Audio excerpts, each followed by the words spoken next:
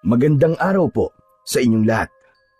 Narito na naman po tayo sa paglalahad ng kakaibang kwento na susubok sa katatagan ng ating bida. Ang binatang si Apollo na sa kabila ng kapansanan ay naging isang tagapagligtas ng mga tao. Hinarap niya ang hari ng Aswang Kabaw sa tulong ng nakuha niyang tungkod ng tikbalang at ng kanyang naging kaibigang si Teryo. Ano ang matutuklasan niyang lihim sa kanyang totoong pagkatao? Maibabalik kaya niya sa kaharian ng Sinbar ang mga nakatakas na bilanggo? Sama-sama po nating pakinggan ang buhay at pakikipagsapalaran ni Apollo, ang binatang nakakuha sa tungkod ng tikbalang. Abay, gising na!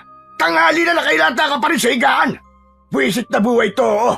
Nakapagsibak na ako ng kahoy, nakapagluto na rin ng almusal, nakapaglinis na ako ng bahay. Tapos ikaw na inutil ka, nakahiga ka pa rin. Dinaig mo pa ang senyorito, ah! Aba, itong nararapat sa'yo. Tsak gising pati ang kaluluwa mong hayop ka. Uy! Chong! Bakit niyo po ako binuhusan ng tubig? Magtatanong ka pa? Sa susunod, mainit na tubig na ang ibubuhos ko sa'yo. Aba, lahat kami nagtatrabaho na. Tapos ikaw nagpapasarap lang sa buhay mo. Aba, mahiyahiya ka naman, pilay ka. Gumawa ka ng paraan nang magkaroon ka naman ng silbi. Pasensya na po kayo, Chong. 2:00 na po kasi na madaling araw ako nakatulog dahil sa paghahanap ko po kay Teryo. Wala akong pakialam kung sinong Poncio Pilato pa ang hinanap mo kagabi. Wala ka na nga silbi.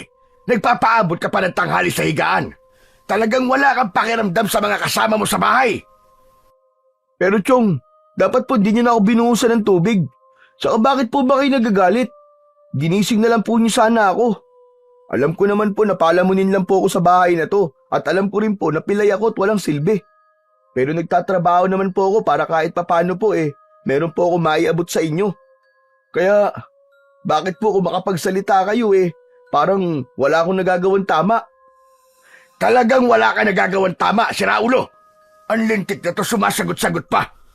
Hindi ka gumaya sa kuya mo si Paulo. Ayun, nasa bukid na agad. Nagtatrabaho na. Malaki ang tulong sa akin. Ay, nako, Diyos ko. Kung hindi ka lang talaga anak ni Isabel, matagal na kitang itinapon doon sa kakahuyan. Kung hindi rin naman po kayo naging asawa ng nanay ko, hindi ko rin naman po kayo irerespeto bilang isang amay. Ang totoo ko pong tatay, hindi ako sinaktan nun.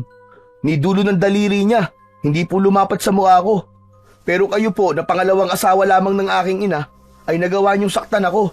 Hindi naman po niyo ako totoong anak . Ano sabi mo? Sa susunod na mabanggit-banggit mo pa ang tatay mo sa harapan ko, hindi na ako magtitimpi ng galit para sa'yo. Manghihiram ka talaga ng mukha sa aso. Tandaan mo yan.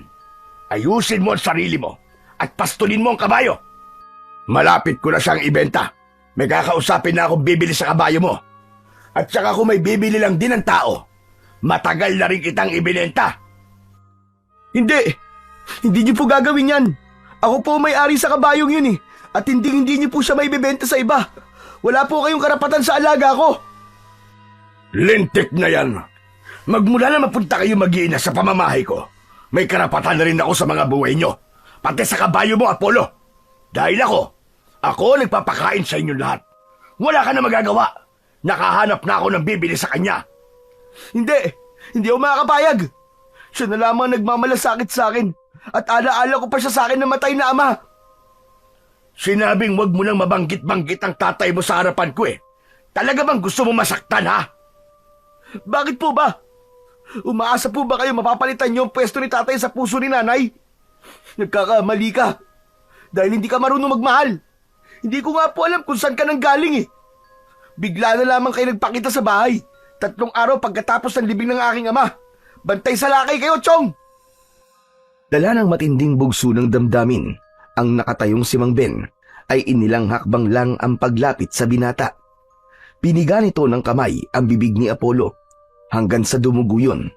Kitang-kita ni Apollo ang panlilisik ng mga mata ni Mang Ben habang titig na titig ito sa kanya. Naramdaman niya ang pagbaon ng kuko nito sa kanyang pisngi. Mabilis niyang nahawakan ang malakas nitong kamay at pilit niya yung tinatanggal. Kaya lang ay walang nagawa ang pagpupumiglas niya. Isang pagbabanta ang binitiwan nito.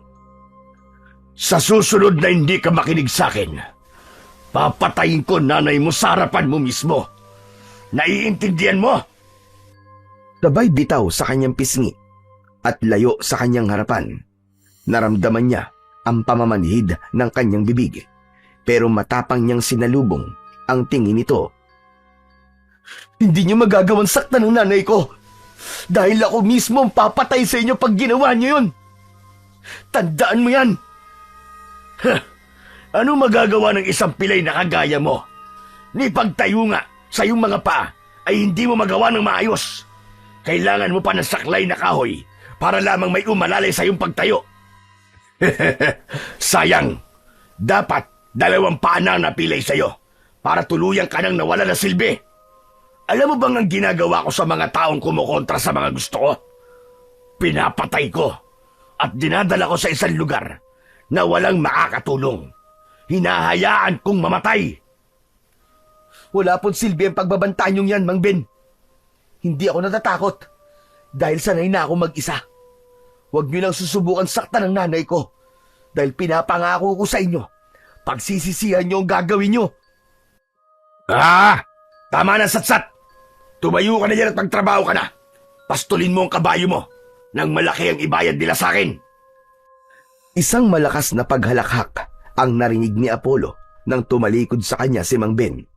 Galit na galit siyang nakatingin sa papalayong amain, habang ang kanyang kamao ay nakuyom niya na para dito niya ibinubunton ang galit niya para sa lalaki. Dahan-dahan siyang tumayo. Inabot niya ang kanyang nag-iisang saklay na nakasandal sa dingding na gawa sa kawayang sawali. Tumutulo pa ang tubig sa kanyang banig na gawa naman sa abaka, habang ang kanyang kumot ay nabasa na rin dahil sa isang timbang tubig na ibinuhos sa kanya. 5 taong gulang pa lang siya nang mamatay ang kanyang ama sa isang aksidente. Natatandaan pa niya, kasama niya ang kanyang ama sa gubat habang nagpuputol ng kahoy ng nara. Yun ang trabaho ng kanyang ama, ang magputol ng malalaking puno sa gubat sa legal na pamamaraan.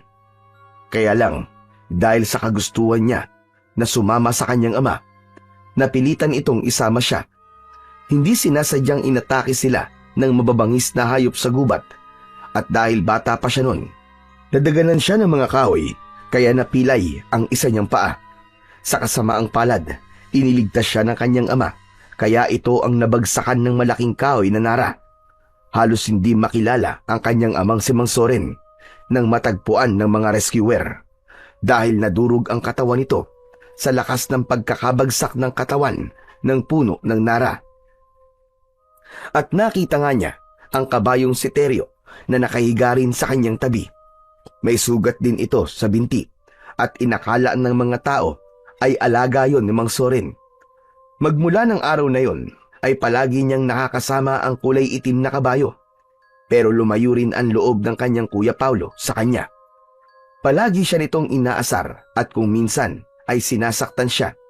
Pakiramdam niya ay sa kanya isinisisi ng kanyang kapatid ang pagkawala ng kanilang ama. Sa lahat ng mga nangyari, siya ang pinaka naaapektuhan dahil hanggang ngayon nakakulong pa rin siya sa pagsisisi na sana ay siya na lamang ang namatay. Pati na ang bigat sa kanyang dibdib sa isang lihim na sama ng loob niya sa kanyang kapatid. Dahan-dahan siyang umupo sa sahig. Umagos ang kanyang mga luwa sa pisngi at pinupukpok ng kamay ang kanyang kanang paa na hindi na nakakalakad. Inutil! Inutil! Inutil! Wala kang silbi! Wala kang silbi! Pinatay ko si tatay! Pinatay ko siya! Dahil sa paa ko! Dahil sa buwisit na paa na to! Dahil sumama ako ng araw na yon! Kung hindi ko ginawa yon, baka buhay pa sana si tatay! Yun ang eksenang nadatnan ni Aling Sabel.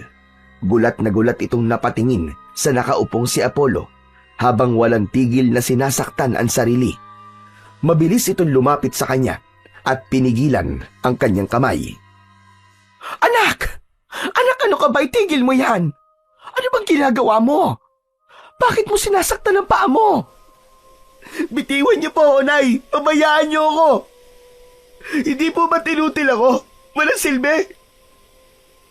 Bakit buhay pa ako? Bakit hinayaan ng Diyos na si tatay ang mamatay at hindi ako? Wala sana ako sa kalagayan ko ngayon, Nay. Gusto ko na pong mamatay. Pagod na po ako sa buhay ko. Tama na, anak. Huwag mong sabihin yan. Ano ba nangyari sa'yo? Bakit ba basang-basa ang damit mo? Sinaktan ka na naman ba ni Ben? Kung sabihin ko po sa inyo, binuhusan niya ako ng tubig kanina. Maniniwala po ba kayo? Hihiwalayan niyo na po ba walang yang yun, Nay? Anak, hindi madali ang sinasabi mo. Bakit ka ba nagagalit sa tiyo mo? Mabuti siyang tao. Inaalagaan niya tayo. Nay, masama po siyang tao. Hindi ka niya mahal. Papatayin ka niya. Papatayin niya po tayo. Iwanan niyo na po siya, Nay. Maniwala kayo sa akin. Hindi mo naiintindihan, anak. Hindi ko magagawang iwan ang tiyong mo. Hindi ko kayo kayang buhayin. Nay, nakikiusap ako. Mabubuhay po tayo kahit wala siya. Kaya po natin. Malaki na po kami, Nay. Kaya na nating mabuhay nang hindi umaasa sa kanya. Sige na, Nay. Hirap na ako dito, Nay. Huwag kang panghinaan ng loob, anak. Umaasa pa rin ako magbabago si Ben at matatanggap mo rin siya. Hindi natin siya pwedeng iwan. Lalo ka na. Paano na tayo mabubuhay nito? Nay, bakit po siya ang ipinalit niyo kay tatay? Kaya nga po nagsisisi na ako kung bakit namatay pa ang aking ama. Sana ako na lang ang namatay. Umigil ka, Apollo. Huwag mong sabihin yan. Hindi ba, mas dapat mong pahalagahan ang buhay mo dahil ibinuwis ang iyong ama ang kanyang buhay para mailigtas ka. Wala na po, Nay. Wala na akong pag-asa. Wala akong silbi. Bakit pa ako nabubuhay? Anong silbi ko sa mundo? Maging si Aling Sabel ay walang maisagot sa tanong ng anak. Hindi nito alam kung paanong mababawasan ang paghihirap ng kalooban ni Apollo. Kaya't nahaplos na lamang ng ginang ang buhok ng anak at niyakap ng maigpit. Nang maramdaman ni Apollo ang init ng yakap ng ina, ay bigla siyang napahagulgol ng iyak. Bumalik sa kanya ang sakit nang mawala ang kanyang ama. May dahilan, anak. May dahilan kung bakit hinayaan ka ng Diyos na mabuhay. Patawarin mo si nanay kung wala man lang akong nagawa para sa iyo. Wala man lang akong nagawa kung paano mababawasan ang bigat sa dibdib mo, anak. Hindi mo kasalanan ang pagkamatay ni Soren. Siya ang pumili ng kapalaran niya para iligtas ang buhay mo, anak. Kaya wag mong sisihin ang sarili mo dahil walang may gustong mamatay siya. Aksidente ang mangyaring yun. Saka bumitaw si Aling Sabel sa pagkakayakap nito sa kumalma na si Apollo. Muling pinagmasdan nito ang mukha ni Apollo at nagsalita. Sige na, anak. Pumunta ka na ulit sa gubat kasama si Teryo. Pastulin mo siya hanggang sa makalimutan mo ulit ang sakit. Libangin mo ang sarili mo, anak. Alam mo bang masakit din sa akin nang makita kang nagkakaganyan? 13 taon nang nakakalipas. Kalimutan mo na, anak, ang mga nangyari.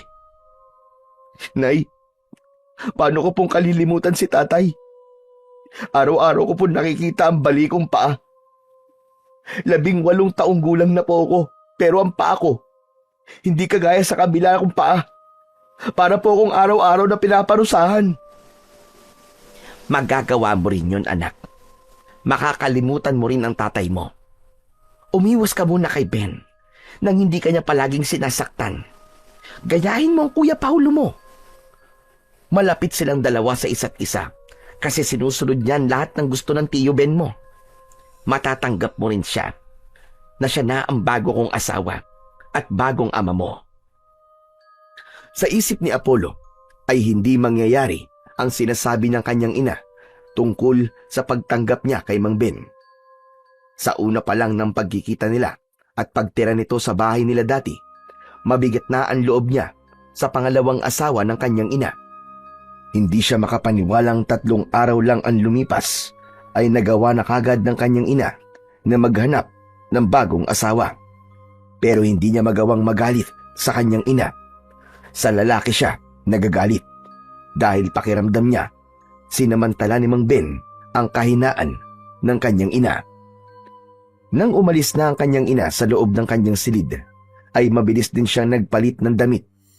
Naregalo pa sa kanya ni Aling Sabel nang siya ay binigyan ng parangal noon sa pabilisan ng pagtakbo kalaban ang mga katulad niyang pilay. Marami ang natuwa sa determinasyong ipinakita niya, habang marami naman ang nagalit dahil ginagawa raw katatawanan ang kanilang mga kapansanan. Pero para kay Apollo, yun lang ang nagawa niyang tama para sa sarili niya dahil nagkaroon siya ng karangalan sa pagtakbo sa kabila ng kanyang kalagayan. Nang matapos sa pagbibihis at paghahanda sa paglalakad, ay lumabas na siya ng kanilang bahay na gawa sa purong sawali ng kawayan, habang ang bubong naman ay gawa sa dahon ng anahaw. Ilang minuto ang kanyang ginugol sa paglalakad para makarating sa kinaroroonan ng kanyang alagang kabayo. Si Teryo, mula sa kanyang kinatatayuan, ay nakita niyang abala ito sa pagsabsab ng mga damong pag-angan o damon ligaw. Tumigil ito sa pagkain nang makita siyang kumakaway rito. Naupo siya sa paborito niyang upuan na putol na sanga ng puno ng mangga. Lumapit sa kanya ang kabayo habang may damo pang natitira sa bibig nito. O bakit ganyan ang itsura mo? Mukhang nasabong ka na naman ang tatay-tatayan mo ha. Talagang kabisado mo ng ugali ko, no, Teryo? Tama ka. Sinaktan niya ako sa pamamagitan ng pagbubuhos ng tubig sa higaan ko. Matagal na hindi nakapagsalita si Teryo dahil sa sumbong ni Apollo. Si Teryo ay isang kulay itim na kabayo na mas mataas pa kay Apollo. Matikas ang katawan nito at maliksing kumikilos. Dahil madalas siya noong mag-isa, kaya ang kabayo ang kanyang palaging nakakausap. Sa matagal na panahon na nilang magkasama, kabisado niya ang bawat galaw ng bibig nito na para bang tumutugma yun sa kung ano ang iniisip niya. Si Teryo lang ang nakakaunawa sa kanya. Kaya naman, mahal na mahal niya ang kabayo at itinuring niya na yung parang isang ama. Talagang walang iya ang lalaking yun. Pati ba naman ikaw pinapatulan? Ano nga pala ang plano mo ngayon, Apollo? Ano pa? Di magpapalipas ng sama ng loob. Gabi na ulit uuwi. Teka, saan ka ba nang galing kagabi At pinaghanap mo pa ako. Napuyat tuloy ako sa paghahanap sa iyo May hinahanap lang ako magandang lugar na pagtatambayan natin. Naawa na ako sa iyo dahil palagi ka na lamang malungkot. Parang ako ang nasasaktan sa nangyayari sa iyo Pakiramdam ko, kasalanan ko rin kung bakit namatay ang tatay mo. Kasalanan? Tumatanggap ba ng kasalanan ng isang kabayo? Wala ka namang kasalanan sa nangyari yun, ano ka ba? Ang totoo niyan, ako ang dahilan kung bakit namatay si tatay. Mabuti naman at alam mo. Magkasabay pa silang napalingon sa likuran nang marinig nila ang boses ni Paulo, kasama ang mga kaibigan nito na pumalibot sa kanilang kinatatayuan. Mga nakangisi ang mga ito at kung umasta ang kanyang kapatid ay para siyang ibang tao. Ang 4 na lalaking kasama nito na may dalang karet o panggapas ng palay ay umaaligid sa kanya na para bang naghahamon ng away. Napatayo siya at humarap sa kapatid. Kuya, Huwag mo nga ako matawag-tawag na kuya. Dahil hindi kita kapatid. Pinagtataasan ako ng balahibo sa katawan kapag naririnig ko ang pagtawag mo sa akin na kuya. Alam mo bang, para sa akin, patay na rin ang kapatid ko. Inilibing na siya, kasama ni tatay. Apollo, huwag mong pansinin ang sinasabi ng kapatid mo. Ang totoo ay mahal ka ng kapatid mo. Hindi totoo yan, Teryo. Hindi ako mahal ng kapatid ko. Ano? Ano sabi mo? Kausap mo na naman ang kabayong to, no? Umiral na naman ang pagiging siraulo mo. Hindi kita masisisi, kuya. Kumagalit ka sa akin. Pero alam mo, yun nga rin ang iniisip ko eh. Sana ako na lang talaga ang namatay. At hindi si tatay. Sus! Kunwari ka pang hindi alam ang totoong nangyari. Talaga namang ikaw ang dahilan kung bakit namatay si tatay eh. Dahil iniligtas ka niya. Kayong dalawa ng kabayo mo. Magsama kayo. Hindi na sana ako dadaan dito dahil kumukulo lang ang dugo ko sa tuwing nakikita kita. Kaya lang hindi ko matiis eh. Gusto kong araw-araw na makitang nasasaktan ka. Dahil kulang pa yan sa lahat ng hirap ng dinanas ko. Magmula nang mamatay si tatay. Kuya, ama ko rin ang namatay. Tatay ko rin siya. Kaya kung nasasaktan ka, mas nasaktan ako. Dahil ako naging dahilan kung bakit nawala si tatay. Hindi lang ikaw ang dahilan, Apollo. Isaksak mo dyan sa isip mo na kasalanan mo ang lahat. Kasalanan mo kung bakit namatay si tatay. Sana, ikaw na lang ang namatay. Tila kutsilyong paulit-ulit na sumasaksak sa kanyang dibdib ang mga sinabing yun ng kanyang kuya Paulo. Bakas sa mga mata nito ang galit at akma pa sanang susuntukin siya nito sa muka. Mabuti na lamang at mabilis na iniharang ni Teryo ang katawan nito sa kapatid. Si Teryo ang madalas na sumasalo sa pananakit ng kanyang kapatid. Kaya ang suntok sanang tatama sa kanyang muka ay sa tagiliran ng kabayo tumama. Nabawi ni Paulo ang sariling kamao at napamura dahil sa sakit. Dahil sa inis ay sinipa pa nito ang paa ng kabayo na hindi naman natinag at hindi umalis sa kanyang harapan para protektahan siya mula sa kanyang kuya. Subukan mo lang na umuwi sa bahay at babasagin ko talaga ang pagmumukha mo. Magsama kayo ng kabayo mo. Tutal ilang araw na lang naman ang titiisin ko. Hindi ko na makikita ang hayop na kabayong yan dahil malapit na siyang maibenta. Kung ganun, ikaw ang nagsabi kay Chong na ibenta ang kabayo ko? Kabayo. Kay tatay yan. Kaya may karapatan din ako sa kabayong yan. Pag-aatian namin ni Chong Ben ang perang kikitain sa pagbebenta ng kabayong yan. At hindi ka namin hahatian. Hindi ako makakapayag. Hindi kayo magtatagumpay sa pagbebenta nyo kay Teryo. Wala kayong mapapakinabangan sa kanya. Bakit? May magagawa ka ba para pigilan si Tiyo na ibenta ang kabayo na yan? Hindi na ikaw ang may-ari sa kanya, Apollo. Magmula nang tumira tayo sa bahay ni Tiyo Ben, siya na ang bagong amo ng kabayong yan. Ang lakas ng loob nito magsalita. Palamunin ka lang naman. Oo na. Palamunin akong palamunin. Walang silbi at inutil. Oo. Ako ang pinakamasamang anak at pinakamasamang kapatid. Matatanggap ko lahat ng pananakit nyo sa akin. Pero ang ibenta nyo si Teryo, hindi ko yung papayagang mangyari. Tama na, Apollo. Wala naman silang magagawa. Hindi sila magtatagumpay sa pagbebenta sa akin. Huwag ka nang sumagot sa kanya para hindi kanya nasaktan. Saka lang natigilan si Apollo at nangihinang napaupo sa putol na sanga ng mangga habang yakap ang kanyang saklay. Hindi niya tinignan ang kapatid. Ayaw niyang makita nito ang mga luhang umaagos sa kanyang pisngi. Habang ang mga kaibigan naman ng kanyang kuya ay tila masaya pa sa nangyayari sa kanya. Inuutusan pa ng mga ito na bugbugin si Apollo. Kung hindi lang iniangat ni Teryo ang unang paa nito, ay hindi lalayo ang mga kasama ni Paulo. Kaya napaatras ng hakbang si Paulo at hawak ang kamay na umalis sa kinatatayuan nito. Naglakad itong papalayo sa kanila. Bago ito tuluyang sumama sa mga kaibigan, ay tinignan pa siya nito ng masama na tila ba Nagmabanta ang mga mata. Hindi mo na kailangan dibdibin ang mga sinabi ng iyong kapatid. Maswerte ka kumpara sa kanilang lahat dahil busilak ang kalooban mo. Teka, gusto mo ba sumama sa akin sa lugar na pinuntahan ko kagabi? Saan ba yun? Basta, sorpresa ko yun sa'yo.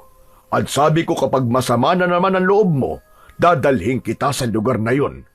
Dito man lang makaganti ako ng utang na loob sa pagkakaligtas ng iyong ama sa akin. Pambihira naman, oh. Para ka na talagang tao mag-isip, ah. Kung minsan naiisip ko na baka nasisiraan na talaga ako ng ulo, dahil naiintindihan kita at nakakausap. Kahit hindi ka naman totoong nagsasalita. Ay, ewan ko ba sa sarili ko. Hindi ko alam kung bakit nalalaman ko kung anong iniisip mo. Aba, syempre. Matagal na tayo magkasama. Simula ng bata ka, ako na ang kausap mo, hindi ba? Kabisado mo lang ang mga galaw ko. Kaya mo naiintindihan kung ano ang ibig kong sabihin. Sige na, sumakay ka na sa likod ko. Sandali at luluhod lang ako para mas mabilis kang makasampa sa likod ko. Paano naman itong saklay ko? Dalhin mo na yan. Mag-iingat naman ako sa paghakbang para hindi ka mahulog. Ganun nga ang ginawa ni Teryo sa harapan ni Apollo.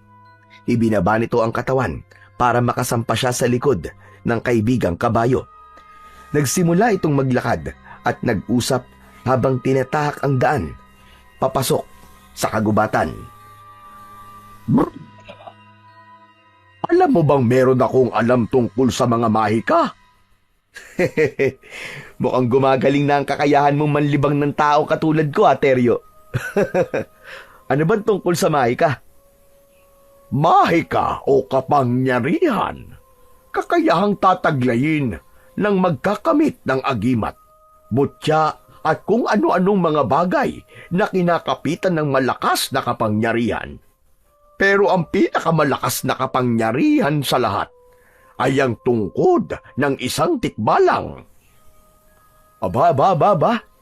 Mukhang magandang ikikwento mo sa akin, ah. Ano ang tungkol sa tungkod ng tikbalang, Teryo? Merong isang engkantadong tikbalang ang isinumpa dahil sa panggugulo niya noon sa mga tao. Isang malakas na diwata ang sumumpa sa kanya. Siya ang makapangyarihang diwata na nagbabantay sa tubig. Si Diwatang Agwada. Uy, ang ganda naman ng pangalan ng diwata. Diwatang Agwada. Tama ka. Pero maganda rin ang kalooban ni Diwatang Agwada. Sayang lang at katulad ng tikbalang ay isinumpa rin ng diwatang ito ng kalikasan dahil sa isang mabigat na kasalanan. Grabe, isinumpa niya yung tikbalang. Pagkatapos ang diwata naman, isinumpa ng kalikasan. Uy, paano naman nangyari yun? Ganito kasi yun, Apollo. Makinig kang mabuti. Ang tikbalang ay masama ang ugali. Mapagsamantala sa hayop, lalo na sa mga kabayo. Ayaw ng tikbalang na ito na nakakakita ng mga kabayo. Ayaw niya rin makakita ng mga tao at mahilig manggulo sa mga tao. Bilang parusa, ang tikbalang ay inalisan ng kapangyarihan sa pamamagitan ng pagkuha ng makapangyarihan nitong tungkod. Ibinigay yon sa mga tagapagbantay ng lagusan ng engkanto na isang taong alupihan para paslangin ang sino mang magtatangkang kumuha sa tungkod na yon. Anong koneksyon ng tungkod sa diwata? Bakit siya naparusahan? Nakalimutan ng diwata na ang tikbalang ay tagapagbantay sa mga bilanggong isinumpa o bantay sa kulungan ng mga engkantong isinumpa ng kalikasan. Kung ganun, nang mawala sa tikbalang ang tungkod, nakalaya naman ang mga isinumpang engkanto at nakalabas sa lagusan papunta sa mundo ng mga tao. Kaya dahil dun, pinarusahan ng diwata. Pambihira naman yung kwento mo. Parang totoong totoo ah. Totoo nga at hindi ito isang katang-isip lamang na kwento ng mga tao. Gusto kong tulungan ka para magkaroon ka ng paa. Tumigil ka na nga, Teryo. Parang napaka-imposible naman yung sinasabi mo eh. Paano naman ako magkakaroon ng paa? Halos madurog ang buto sa binti ko. Yung diwata na nga lang ang ikwento mo. Paano ba siya naparusahan? Nawala rin ang kanyang kapangyarihan at ipinitapon siya sa mundo ng mga tao. Kaya nga itong tikbalang na isinumpa. Sinundan niya ang diwata para bawiin ito ang sumpa. Nalaman kasi ng tikbalang na ang tungkod ay nandito sa mundo ng mga tao at nanganganib na makuha ng pinuno ng mga engkantadong isinumpa. Sila ang mga aswang na kung tawagin ay kabaw. Ay, ayoko ng mga aswang-aswang na yan. Pambihira, ang husay mong gumawa ng kwento ah. Sa kabila ng pag-iiwas ni Apollo sa kanilang usapan ni Teryo, ay hindi niya maiwasan ang hindi mag-alala. Paano kung may totoongan nila lang na nakapasok na sa kanilang mundo? Hindi niya alam kung bakit bigla siyang kinabahan. Parang totoo kasi ang sinasabi sa kanya ni Teryo. Tumututol lang ang isip niya dahil imposible ang mga bagay na sinasabi nito. Maniniwala lang siya kapag siya na mismo ang makakakita sa mga nilalang na binanggit ni Teryo. Nararamdaman kong naguguluhan ka na, Apollo, dahil alam kong naniniwala ka sa mga sinasabi ko. Ano bang pinagsasasabi mo, Teryo? Kinikilabutan na nga ako sa mga pinagsasasabi mo eh. Ang gusto ko, dahan-dahang ipagtapat sa iyo ang aking totoong pagkatao. Dahil mabigat na ang dibdib ko sa pagtatago sa iyo ng buong katotohanan. Tumigil si Teryo sa gitna ng damuhan at iniluhod ang unahang paa nito. Bumaba si Apollo mula sa likod nito at iginala niya ang kanyang paningin sa paligid. Nakaawang ang kanyang bibig sa nakikitang itsura ng lugar na pinagdalhan sa kanya ni Teryo. Teryo, nasan tayo?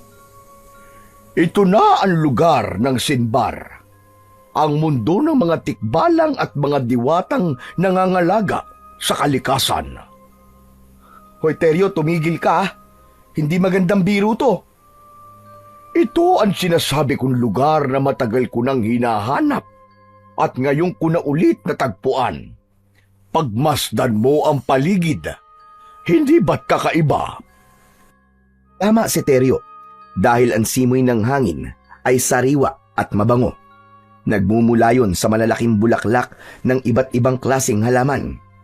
Maging ang matatayog na puno sa palibot ng damuhan ay merong nakakapit na mga orkidyas.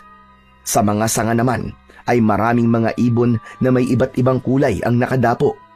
Ang paru-paro na lumilipad sa mga daon ng mga halaman at dumadapo sa bulaklak ay sapat na para masabi niya sa kanyang sarili na nasa ibang lugar talaga siya. Ito ang lagusan ng Sinbar. Hindi ako tuluyang makapasok dahil wala akong kakayahang makalampas sa makapangyarihang pintuan.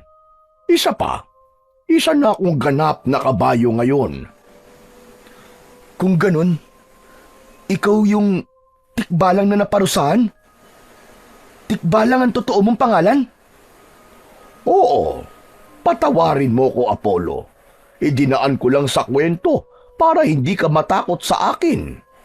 Naging masama akong engkanto. Mapagmataas sa mga kapwa ko, mayabang at nanggugulo sa mga tao. Mga bagay na sobra kong pinagsisisihan. Pati ang diwatang sumumpa sa akin ay idinamay ko pa. Wala naman siyang kasalanan, pero dahil sa pagkakamali ko, pati siya ay nadamay. Teka, sandali lang Teryo, sandali lang. Naguguluhan ako sa iyo eh. Hindi ako makapaniwala sa mga sinasabi mo sa akin. Apollo, tulungan mo ko mabawi sa taong alupihan ang tungkod ko para maibalik sa mundo namin ang mga nakatakas na bilanggo. Ngayon lang nagiging malinaw sa akin ang lahat. kung bakit sa isip ko ay nagsasalita ka at nakakausap kita. Talagang nagsasalita ako, Apollo. Ngunit ikaw lang ang nakakarinig at nakakaintindi sa akin. Ano? Pero bakit ganyan ang boses mo? Ano yun? Paano nangyari? Dahil kasama sa sumpa ang pagbabago sa boses ko. Kapag nakabalik na ako sa pagiging tikbalang, sa mundo namin, halos magkasing edad lamang tayo. Pero bakit ako, Teryo? Bakit ako ang kailangan mong lapitan? Anong magagawa ng isang tulad kong pilay? Hindi ako sigurado kung bakit nagagawa mong marinig ang boses ko. Pero ang alam ko, mabuti kang tao, Apollo, at alam kong matutulungan mo ko. Ang totoo niyan hindi lang basta aksidente ang nangyari sa iyong ama at sa pagkapilay ng iyong paa. Kaya madalas kong sinasabi na kasalanan ko ang nangyari sa inyo dahil nandun din ako nang mamatay ang iyong ama na si Soren. Ligtas na sana kayo, pero bumalik pa siya para tulungan ako. Tinanggal niya ang pagkakadagan ng kahoy sa katawan ko at sa kasamaang palad. Siya naman ang binagsakan ng kahoy na inalis sa aking katawan dahil inatake na ito ng mga aswang na kabaw. Diyos ko, totoo ba yung sinasabi mo, Teryo? Sadyang pinatay ng hari ng aswang ang iyong ama. Nagkataon lamang na nandun din ako. Imbis na iligtas niya ang kanyang sarili, tinulungan niya ako. Kaya ipinangako ko sa kanya na aalagaan kita at susubaybayan sa lahat ng oras. Utang ko sa inyo ang aking buhay. Kung totoo nga na pinatay ang aking ama ng mga aswang na kabaw, bakit nila yung gagawin? Sa ngayon, ay hindi pa nagiging malinaw sa akin kung bakit nangyari yun, Apollo. Kailangan ko ang tulong mo bago pa mahuli ang lahat. Sa matagal na pamamalagi nila sa mundo ng mga tao, paniguradong nakahanap na rin sila ng mga bagong kakampi at gagawin nilang mga aswang ang mga tao rito, lalo na kapag natagpuan ang hari ng aswang, si Diwatang Agwada. Anong mangyayari kapag nagkita sila, Teryo? Hihigupin ng tungkod ng hari ng aswang ang kapangyarihan ni Diwatang Agwada para mas lalong lumakas ang kanyang kapangyarihan. Pero magagawa lang niya yon kapag bumalik na ang kapangyarihan ng Diwata. Balak niyang ubusin ang lahi ng mga engkanto at tikbalang. Teryo, sabihin mo, paano kitang matutulungan? Dadalhin kita sa lugar na yon. Kailangan makuha ang tungkod bago pa tayo maunahan ng mga kabaw. Kapag ba nakuha ko ang tungkod, magbabalik na din ang kapangyarihan ni Diwatang Agwada at matatalo niyo ang puwersa ng kasamaan? Hindi na ako ang lalaban sa kanila, kundi ikaw, Apollo. Ikaw na ang kikilalanin ng tungkod at babalik lang ako sa dati ko kapag natalo mo na ang hari. Ay, nako. Mabibigo lamang tayo kapag ako ang aasahan mo, Teryo. Tignan mo naman ang kalagayan ko. Pero dahil nalaman kong pinatay niya ang aking ama, nararapat lamang nalabanan ko siya. Si Haring Solomon ang engkantadong may taglay ng kapangyarihang apoy. Ako ang tikbalang na may kapangyarihan naman ng hangin at si Diwatang Agwada ang nagtataglay ng kapangyarihan ng tubig. Magagawa mo maglakad kapag napunta na sa kamay mo ang kapangyarihan ng tungkod. Hanggang ngayon, Teryo, hindi pa rin ako makapaniwalang nangyayari sa akin to. Ang dapat na paghandaan natin ay kung paano mong makukuha ang tungkod. Mapanganib ang nilalang na nagbabantay sa mga isinumpang kapangyarihan. Kaya nag-aalala ko para sa'yo. Kaya natin to, Teryo. Gusto ko makatulong sa'yo para mabigyan na rin ng hustisya ang nangyari sa aking ama. Tandaan mong ang sobrang galit ay magdadala sa'yo sa kapahamakan. Pigilan mong nararamdaman mong galit. Sa halip, ipagdasal natin sa Diyos na may kapal na sana ay magtagumpay tayo sa pagkuha ng tungkod sa taong alupihan. Halika, sumakay ka na sa likod ko. Saan tayo pupunta, Teryo? Sa bahay ng taong alupihan kung saan doon nakatago ang aking tungkod. Handa ka na bang kunin yon? Pero, Teryo, wala man lang tayong dalang armas o sandata na maipanlalaban sa kanya. Ang saklay mo, Apollo, anong ginagawa niyan? May magagawa rin yan para labanan ng tagapagbantay. Hindi naman natin siya papatayin eh. Ang kailangan lang ay matakasan natin siya at hindi niya tayo mapigilang lumapit sa tungkod ko. Pero kapag nasa harapan ka na ng mahiwagang tungkod, kailangan mong pumasa sa pagsubok na ibibigay niya sa'yo. Pagsubok? Paano kung hindi ko matakasan ng taong alupihan? Ikaw ang papatayin niya at gagawing kanyang pagkain. Sandali lang, Teryo. Parang may mali naman yata sa patakaran sa pagkuha ng tungkod na yun. Wala akong laban dun. Ayoko na. Hindi bali na lang. Hindi na ako sasakay sa likod mo. Huwag ka nang magdalawang isip sa pagkuha ng tungkod. Alalahanin mong sa tungkod na kasalalay ang buhay ng mga tao. Magkakaroon ka rin ng pagkakataong makalakad ulit. Ayaw mo bang muling makalakad? Ay, nako. Ang kulit. Para mo na rin sinasabing wala akong pagpipilian at wala akong karapatang umatras. Ganun na nga. Dahil ang sino mang may kakayahang marinig ang boses ko ang nakatakdang makabawi sa aking tungkod. Wala na ngang nagawa si Apollo, kundi ang bumuntong hininga habang nakatingin sa nakaluhod na si Teryo. Hindi siya maaaring sumuko. Kailangan niyang mailigtas ang mga tao. Saktong pagsakay ni Apollo, ang pag-angat naman ng mga paa sa unahan ni Teryo. Sunod-sunod ang paghalinghing nito. Teryo, sandali. Gusto mo ba akong ihulog? Bakit ka ba bigla nagkakaganyan? Nararamdaman kong may banta ng panganib sa paligid. Kumapit kang mabuti, Apollo. Kailangan nating makalayo sa lagusan ng Sinbar. Ano? Saan ako kakapit dito? Laki-laki ng katawan mo, wala ka pang tali. Hala, oo nga. Pambihira, bakit hindi ko napansin na nawala ang tali mo sa leeg? Sadya kong inalis para malaya akong makagalaw. Sige na, yumakap ka mabuti sa leeg ko at kumapit ka sa buntot ko. Teka, paano saklay ko kung dalawang kamay ang hawak ko? Oo nga no, hindi mo pwedeng iwan ang saklay mo dahil may maitutulong din yan laban sa taong alupihan. Sa leeg mo na lang ako kakapit, sige na. Kung nararamdaman mong may mga nilalang sa paligid, bilisan mo ng tumakbo, dali! Hindi na nakapagsalita si Apollo nang biglang sumibad sa pagtakbo si Teryo.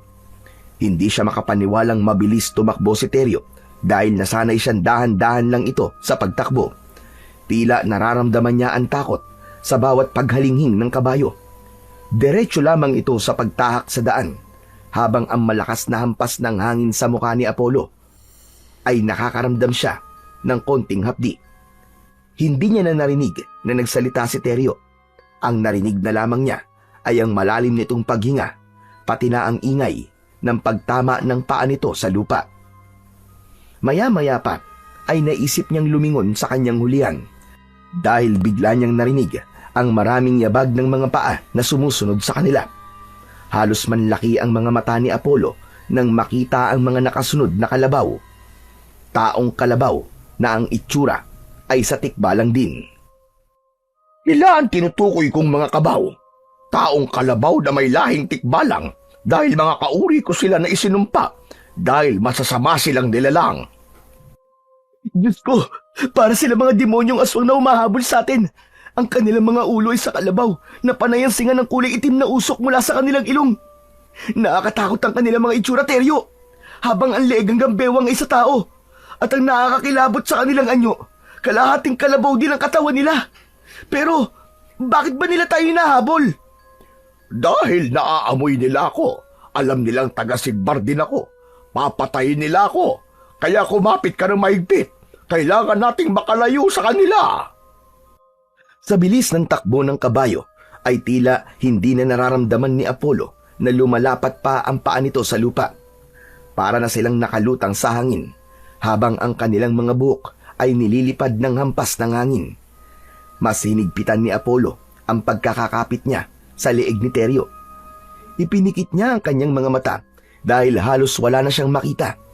Kahit may araw pa ng mga oras na yun, hindi niya alam kung paanong nakakatagal ang mga kabaw sa sikat ng araw. Teka! Teryo! Akala ko ba ang aswang ay sa gabi lang umaatake? Bakit ganun? Hindi sila mga ordinaryong aswang dahil ang mga balat nila ay kasing kapal din ang balat ng kalabaw na hindi basta-basta tinatabla ng kahit na anong talim o init ng sikat ng araw. Tanging ang tungkod ko lang ang makakapatay sa kanila. Ngayong nakilala ka na nila, kasama ka na sa mga nilalang nahahabulin nila para patayin at gawing pagkain. Habol ang hininga ng kabayo na muling ipinagpatuloy ang pagtakbo nito hanggang sa nakarating na sila sa kakahuyan. Malayo na sila sa mga nilalang na humahabol sa kanila. Saglit na nagpahinga sa lilim ng puno si Teryo, habang si Apollo naman ay nasa likod pa rin ito. Teryo, nasa na ba tayo? Malapit na tayo sa kuweba, sa kinaroroonan ng aking tungkod. Mabuti na lang, nagawa natin sila matakasan, Teryo. Mas matatakot ka kapag ang hari nila ang nakaharap mo. Mabuti na lang, hindi nila kasama si Haring Solomon. Paano mo nalaman na hindi nila kasama ang hari? Dahil siya lang ang may hawak ng makapangyarihang tungkod ng mga kabaw. Ginawa silang mga aswang dahil sa kanilang maitim na mga budhi. Iginala ni Apollo ang kanyang paningin sa paligid. Wala na siyang naririnig na yabag ng mga paa ng taong kalabaw. Naramdaman niyang humakbang si Teryo at tinahak ang daan paakyat sa bundok. Tumambad sa kanilang paningin ang maliit na butas ng pintuan ng yungib na kasya lamang ang isang tao. Kaya alam ni Apollo na hindi na siya masasamahan ni Teryo sa loob ng kuweba. Hinawi niya ang nakalaylay na damong ligaw sa pintuan. Saka muling hinarap ang nag-aalalang si Teryo. Apollo, mag-iingat ka sa pagpasok mo. Paano ko mahahanap ang tungkod mo? Kung nagagawa mong kausapin ako, magagawa mo ring makita ang liwanag na taglay ng tungkod. Liwanag na hindi kayang makita ng isang ordinaryong nilalang. Sa oras na masilaw ka sa liwanag na taglay ng tungkod ko, madali mo nang masusundan kung saan yun nakatago.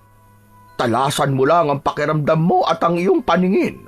Dahil sa oras na mapahamak ka, hindi ka na makakalabas ng buhay sa loob ng kuwebang yan. Parang may tinik na bumara sa lalamunan ni Apollo nang marinig ang huling sinabi ni Teryo. Maingat siyang pumasok sa madilim na bahagi ng kuweba habang paika-ika sa paghakbang at yakap ang kanyang saklay. Ilang hakbang pa lang ang ginawa niya ay naramdaman na niya ang bigat ng presensya sa loob ng kuweba. Mabaho ang singaw mula sa loob. Madilim na ang tanging liwanag na kanyang nakikita ay ang siwang sa bukas na pintuan ng yungib. Habang tumatagal siya sa loob, ay nararamdaman niya ang takot sa kanyang dibdib.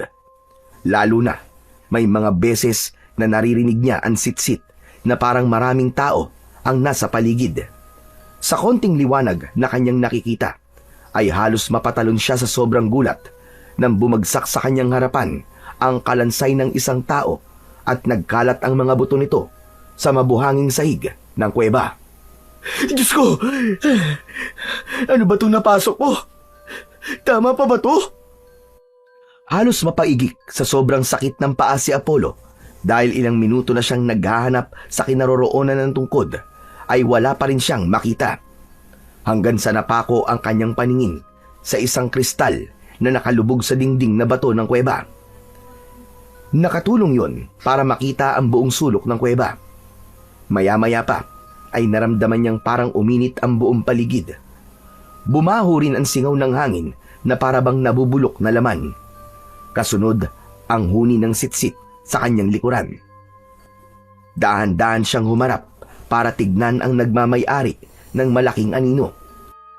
Muntik na mabitawan ni Apollo ang kanyang saklay nang makita ang nakangising nilalang na tila lumulutang ang ulo sa hangin, habang ang katawan nito ay punong-puno ng mga paa, katulad sa katawan ng alupihan. Magkakasunod na paglunok ng laway ang kanyang ginawa nang makipagtitigan siya sa mga mata ng halimaw. Naramdaman niya na parang susuka ito ng kung ano at hindi niya makapaniwalang lumabas sa bibig nito ang maraming alupihan. Ginamit niyang panglakad sa sahig ang kanyang saklay para makatawid sa mas mataas na bato. Kasabay ng kanyang pag-iwas at paghampas niya ng saklay sa batok ng taong alupihan. Hindi nito ininda ang ginawa niya. Sa halip, sumigaw ito ng buong lakas at nagpakawala naman ito ng malakas na hangin sa bibig. Natumba siya sa kanyang tinutungtungan habang hindi niya binibitiwan ang hawak niyang saklay. Pambihira naman, oo. Wala naman talagang katapos ang paghihirap to. Diyos ko, dito na yata ako mamamatay ah. Mukhang tutuparin na ninyo ang matagal ko nang hinihiling na mamatay ako ah. Pero sana, hindi naman sa nilalang na ito. Iwinasiwas ni Apollo ang hawak niyang saklay para hindi makalapit ang daan-daang mga alupihan. Bawat tamaan ng kanyang saklay ay pinupukpok niya yon ng dulo ng kanyang saklay, habang umaasa lamang siya sa kanyang kaliwang paa na nanginginig na rin dahil sa labis na takot. Bigla niyang naramdaman ang pagpulupot ng katawan ng taong alupihan sa kanyang bewang. Umangat ang kanyang paa sa sahig habang nilalapit siya nito sa muka ng aswang. Tila pinagmamasdan nito ang kanyang mga mata, kasunod ng pagsusuri nito sa buo niyang katawan. Hindi hinayaan ni Apollo na mapatay siya ng nilalang na yon. Buong lakas niyang kinagat ang katawan at binunot ang mga paa nito sa tagiliran. Nagawang sirain yun ng ngipin ni Apollo, kasunod ang pagpalo niya ng saklay sa katawan nito. Kaya naman, nabitiwan siya ng taong alupihan at bumagsak siya sa sahig. Pinilit niyang tumayo kahit nararamdaman niyang napaparelasa na ang kanyang katawan dahil sa lason ng paa ng alupihan. Napapapikit si Apollo nang makitang muling umatake sa kanya ang halimaw. Saktong paglapit nito ang pagmulat naman ng mga mata ni Apollo. Hindi niya alam kung ano ang nakita nito sa kanyang mga mata at bigla itong napayuko. Para siyang sinasamba nito. Hindi ito gumagalaw sa kinatatayuan at pinabalik ang mga iniluwan nitong alupian na nagmula sa katawan nito. Teka! Ano ba nangyayari? Nakita niya ang pag-ikot ng malahangin na liwanag sa paligid ng katawan ng alupian. Kasunod ang pagkatunaw ng katawan ng nilalang. Lumitaw ang tungkod. Isang nagliliwanag na tungkod ang nakalutang sa hangin. Umiikot ito na parabang may nakabalot na kidlat.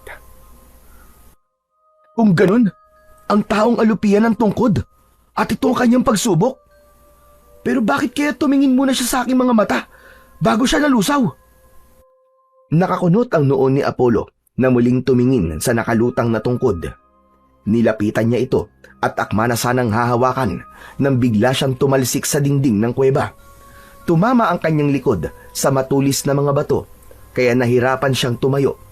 Nabitiwan din niya ang kanyang saklay kaya kailangan pa niyang gumapang papalapit sa nakalutang pa rin na tungkod. Hila ang kanyang mga paa dahil sa biglang naparalisa ang kaliwa niyang paa. Naluluwa ang mga mata na pinilit niyang inabot ang dulo ng tungkod. Sa pangalawang pagkakataon na humawak siya sa tungkod ay naramdaman naman niya ang pagkapaso sa kanyang kamay. Ayaw magpakuha ng tungkod sa akin ah. Hindi kaya wala naman talaga akong kakayahang magmay-ari nito. Kailangan ko pang subukan. Kahit isa pa. Inipon ni Apollo ang buo niyang lakas at napabuga pa ng hangin sa harap ng nakalutang na tungkod. Sumanib ang hangin na mula sa kanyang bibig papunta sa liwanag ng tungkod. Tila may malakas na puwersang humigop sa kanya. Nahawakan na niya ang tungkod. Buong lakas na kumalat ang liwanag sa loob ng yungib at alam niyang lumabas pa yon hanggang sa pintuan ng kuweba. hindi niya matanggal ang tungkod sa kanyang mga kamay. Husayong dumikit. Kasabay ng paglutang niya sa ere ay inikot siya nito na parang isang buhawi. Paglapat ng kanyang mga paa sa sahig ng kuweba ay nagulat siya nang makitang hindi na siya pilay. Pantay na ang kanyang mga paa. Malakas din ang kanyang katawan na parang nawala ang mga sugat niya sa likod. Nagkulay luntian ang paligid at nagawa na niyang maihakbang ang kanyang mga paa.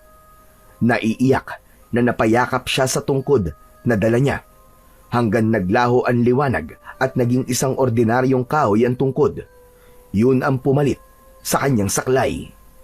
Maingat siyang humakbang papalabas ng kuweba hanggang sa labas kung saan ay matyaga siyang hinihintay ni Teryo.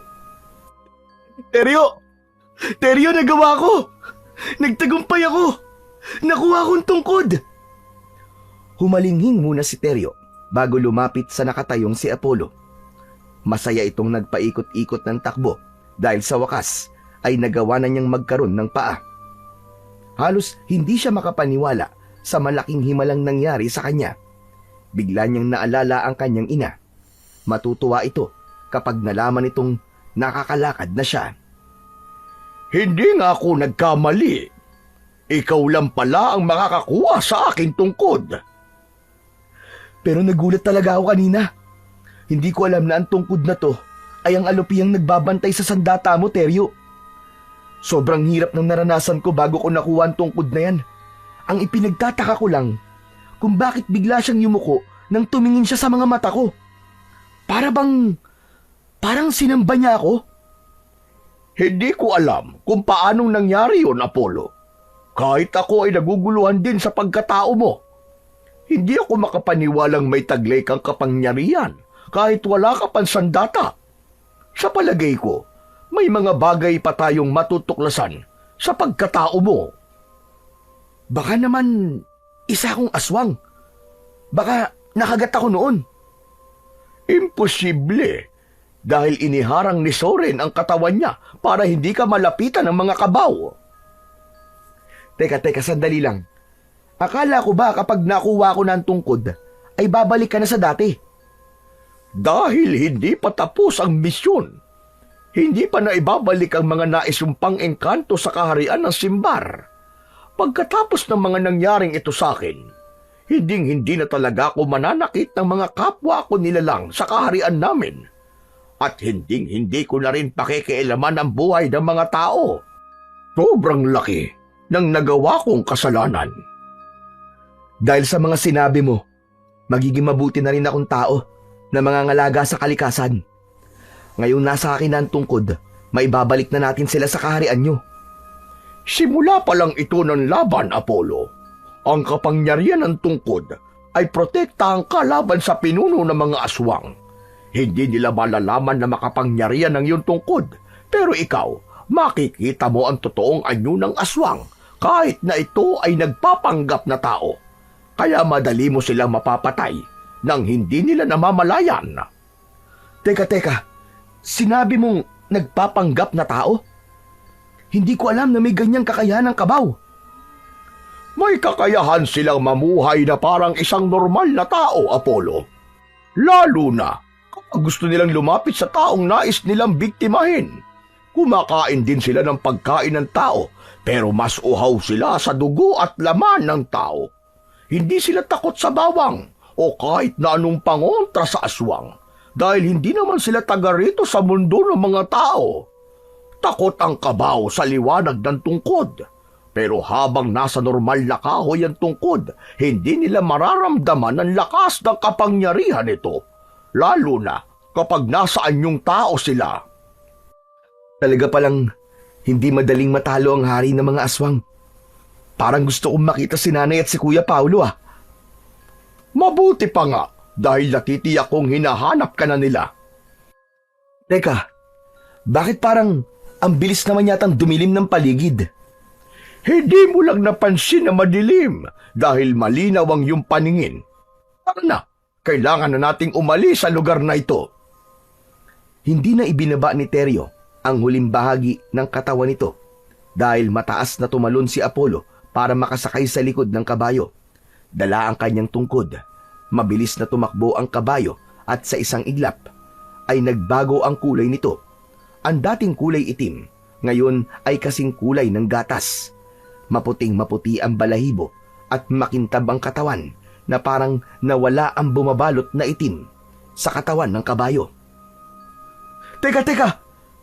Paano nangyari nagpalit ng kulay ang balahibo mo, Teryo? Dahil kinilala ako ng aking tungkod sa paghingi ko ng tawad sa mga nagawa ko, ibinalik nila sa dati ang kulay ko. Natupad na ang unang misyon. 2 na lang ang misyon ang kailangan ko para muling makapasok sa kaharian. Umaasa ako sa tulong mo, Apollo. Ganon din ang paghingi ko ng tulong sa'yo, Teryo. Magkasama tayong lalaban sa kasamaan. Ilang saglit lang ay nakarating na sila sa kanilang bahay. Tahimik ang paligid. Sabik na siyang ibalita sa kanyang ina na nakakalakad na siya. Habang si Teryo naman ay naiwan sa labas ng bakuran habang nakatago sa malaking katawan ng kahoy ng mangga. Naglakad siya papasok sa loob ng bahay pero nagulat siya sa boses ng kanyang kuya Paulo. Hindi ba't sinabi ko na sa'yo na huwag ka na magpapakita rito? Bakit ka pa umuwi dito, ha? Bakit ba, kuya? Bakit ba ang lupit-lupit mo sa akin? Saan mo ako gustong pumunta? Sa impyerno! Umalis ka na at wala kang karapatang tumira dito!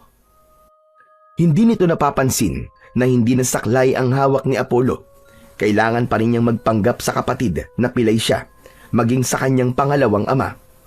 Tangkasan ang papasok sa silid ni Aling Sabel si Apollo nang biglang dakutin ng kanyang kapatid ang kanyang damit at inihagis siya hanggang sa labas ng bahay. Hindi siya nakaramdam ng sakit dahil imbis na matumba ay nagawa niyang tumambling at patayong bumagsak sa lupa. Nagtataka man si Paulo ay nagawa na nitong suntukin sa mukha si Apollo. Ni hindi siya natinag o gumalaw sa kanyang kinatatayuan. Sa halip, pinigilan niya ang kamay nito na akma na sanang susuntok ulit sa mukha niya. Sa kanya pinilipit ang kamay ng kuya niya. Kaya naman napaluhod ito sa lupa dahil sa labis na sakit. Hindi niya binibitiwan ang kamao nito hanggang sa mapaluha na ito. Aray! Aray, bitiwan mo ang kamay ko! Nasasaktan ako, Apollo! Talaga masasaktan ka, kuya, kapag hindi mo itinigil ang pananakit mo sa akin. Sa loob ng maraming taon, tiniis ko ang mga pananakit mo dahil kapatid kita, kuya kita. Inaasahan kong magtatanggol sa akin kapag may nananakit sa akin. Pero nung ginawa mo, ikaw pa nananakit sa akin. Ikaw pa ang sisira sa pagkatao ko. Apollo, bitiwan mo ang kamay ko, aray! Nakalang binitiwan ni Apollo ang kamay ng kanyang kuya Paulo. Nakangiwi ang mukha nito dahil sa sakit ng kamao. Nagtataka itong napatitig sa kanya, maging sa kanyang paa. Pero hindi pa rin ito nahahalata na iba na ang kilos ni Apollo. Mas nanaig dito ang galit para sa nakababatang kapatid. Kung hindi mo ako matatanggap na kapatid, hindi ko ipagsisiksikan ang sarili ko sa'yo. Pero si nanay, kailangan ko siya at wala kang karapatang pagbawalan akong lumapit sa kanya. Talaga bang sinusubukan mo ko, ha, Apollo?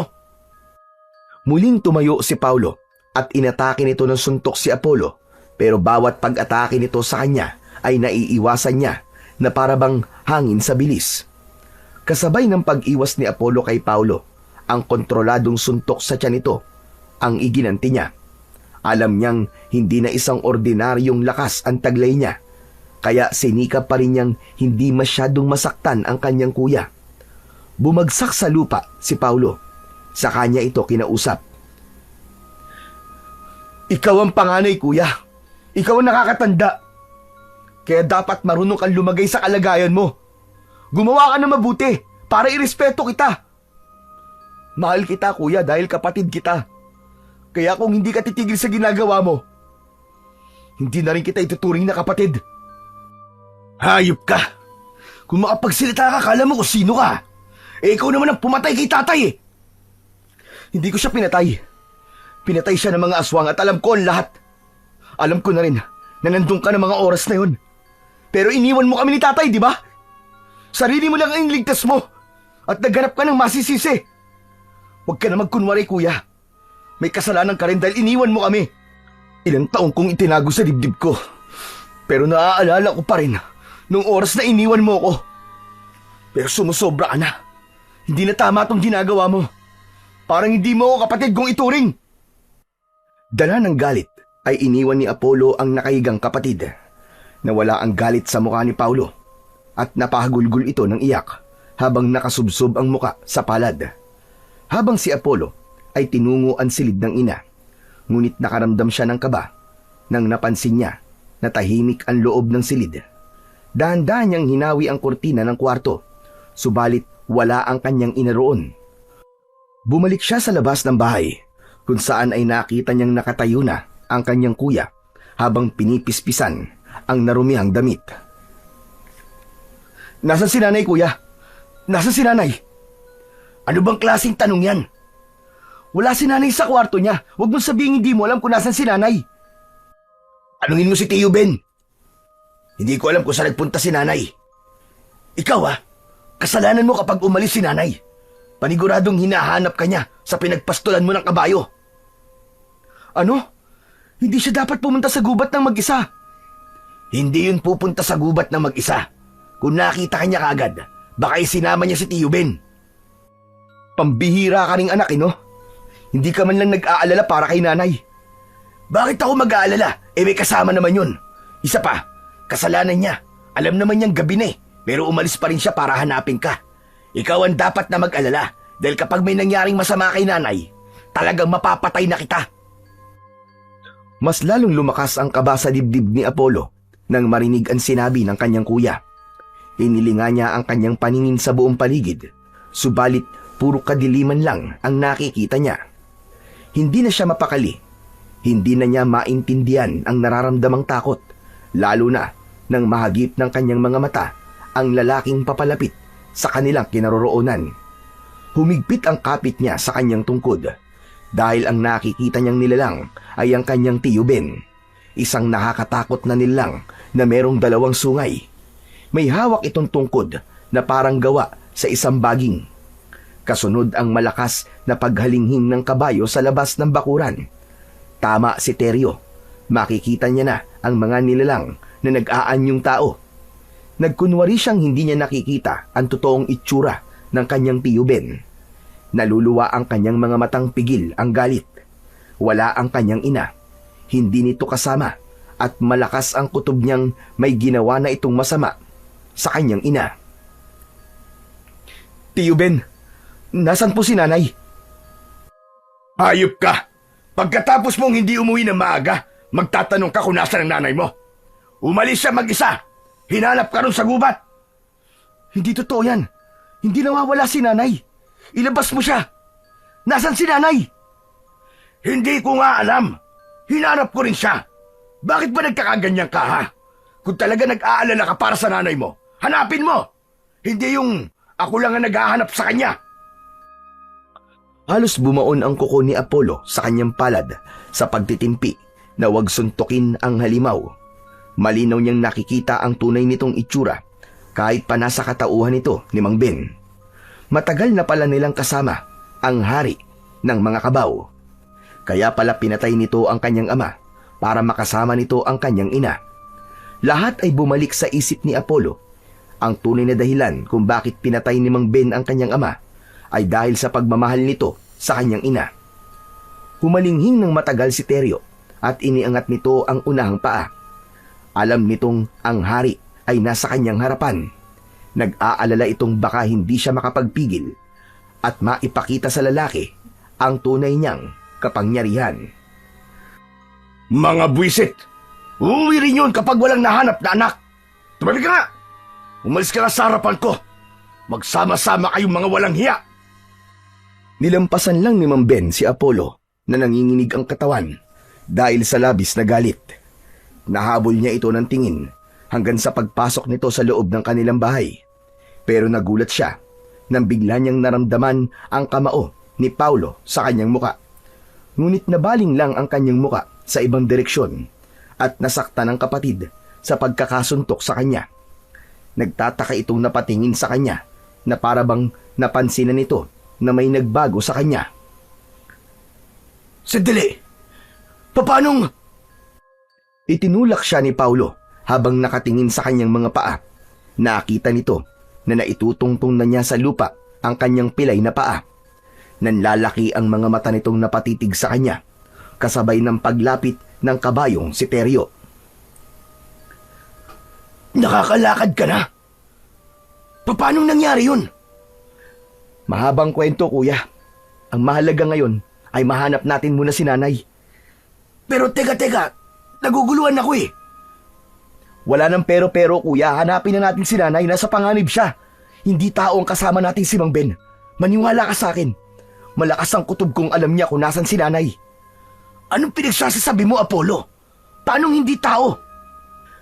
Kuya, makinig ka sa akin. Siya ang hari ng mga aswang na kabaw.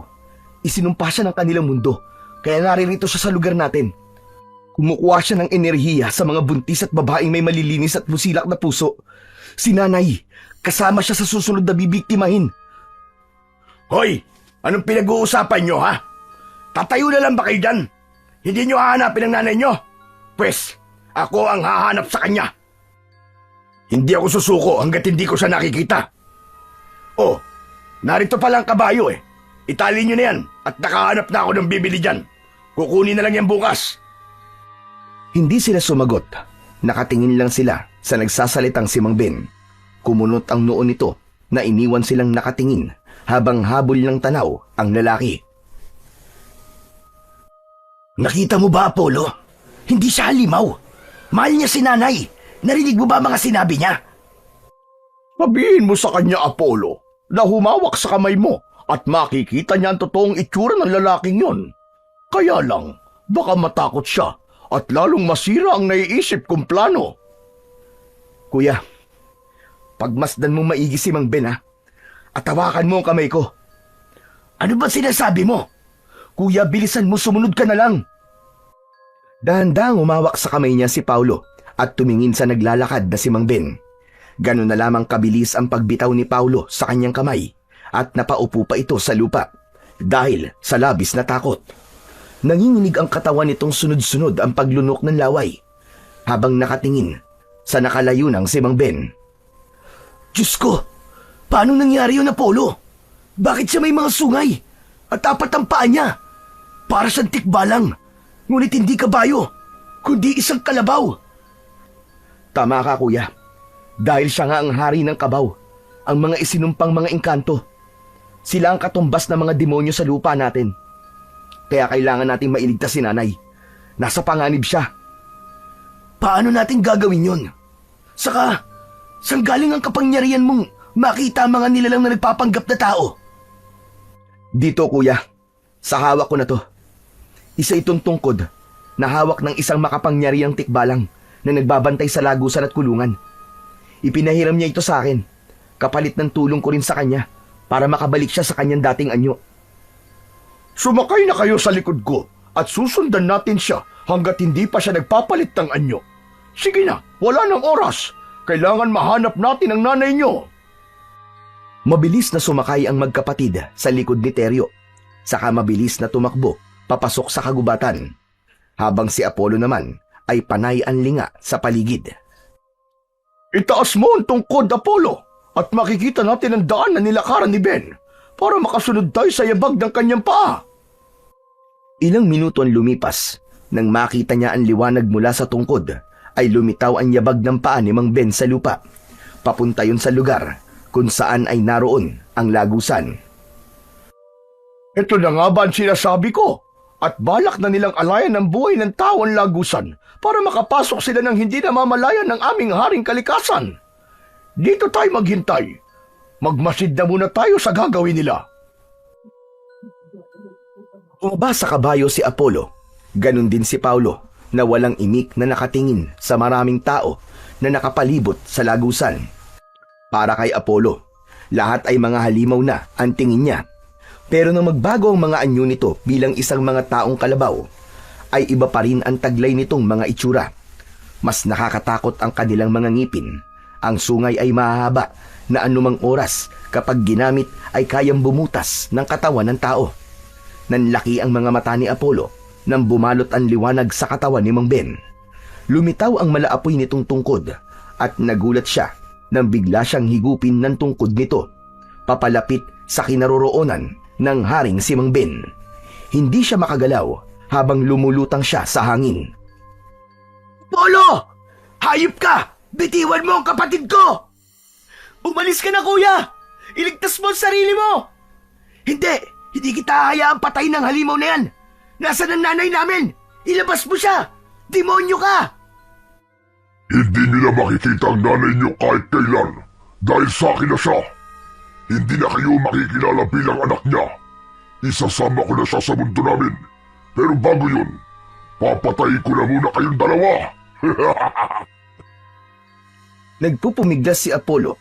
Napapasok siya sa init na taglay ng tungkod ni Mang Ben habang ang liwanag nun ay nakapulupot sa kanyang leeg. Lalong humihigpit ang pagkakasakal nun sa kanya. Bitiwan mo si Apollo! Bitiwan mo siya! Kahit na sumunod sa kabayo ay nagulat si Mang Ben at mas lalong lumakas ang tawa. Nang mapagmasdan nito ang anyo ni Teryo, tuwang-tuwa ito na mas lalong hinigpitan ang pagkakasakal sa leeg ni Apollo. Hindi siya makagalaw dahil malakas din ang taglay na kapangyarihan ni Mang Ben. Ang mga alagad nito ay lumapit sa mga nakatayong si Paulo at Teryo. Sinugod ng mga kalaban ang nakatayong si Paulo at kitang-kita niya kung paanong tapakan ng mga paa ng taong kalabaw ang katawan ng kanyang kuya. Hayop ka! Magbabayad ka, demonyo ka! Wala ka nang magagawa.